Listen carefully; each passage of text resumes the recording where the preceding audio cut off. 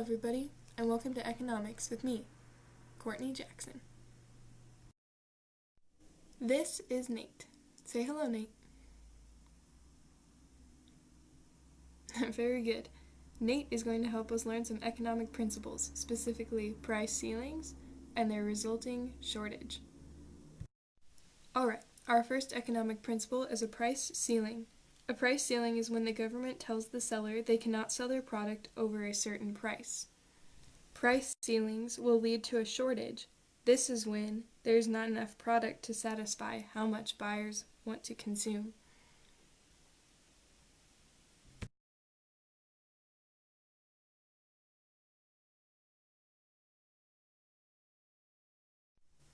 Nate just bought a contract for a very recently built apartment. It's a very nice place. His rent payment even includes an HOA. And Nate only has to pay $300 a month for rent. The complex is under rent control. This means the cost of the rent has a price ceiling. But he might soon find out that that's not all it's cracked up to be. Let's take a look at this apartment in a year. Whoa, Nate, what happened? Couldn't find a repairman? And what's with the tall grass? I thought you had HOA. Let's take a look into how this price ceiling has ruined the apartment's quality. If the landlord charged how much he wanted without a ceiling, it'd be $350 a month, but he is forced to only charge $300. In an ideal situation, the landlord would charge $350 a month, say to 10 residents. This gives him $3,500 a month. Times by 12 months in a year, the landlord is making $42,000 a year.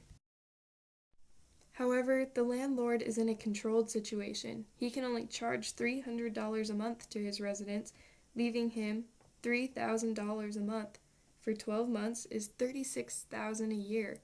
That's $6,000 less than without a price ceiling. In the ideal situation, the landlord will have $3,500 a month. After paying taxes and taking out his own paycheck, there will be a budget of $500 for apartment repairs. But in the regulated situation with just $3,000 a month, after taxes and the landlord's pay, the budget is, zero. That explains the apartment quality. This will bring us to our next economic idea, shortages. Due to poor quality, after several years, many apartments will be abandoned. And, eventually, buildings in this complex will begin to be torn down. In just a matter of years, only a few apartments, like Nate's, will be remaining. So why not just build new apartments, eh? Well, if the landlord doesn't have money for repairs, how are they going to afford to build new buildings? Here's where we get shortages. People still need houses, but there's not enough. On the left of this graph, we have prices to rent an apartment, and on the bottom, the number of apartments available. This line represents the demand for apartments, and this line our current supply of them. At the landlord's preferred $350, the amount supplied and demanded is even. But when charging $300 a month, we've used up our supply right here before we've met our demand way over there. This gap is our current shortage. Not enough apartments are available. But remember how more and more apartments were being torn down and no new ones built?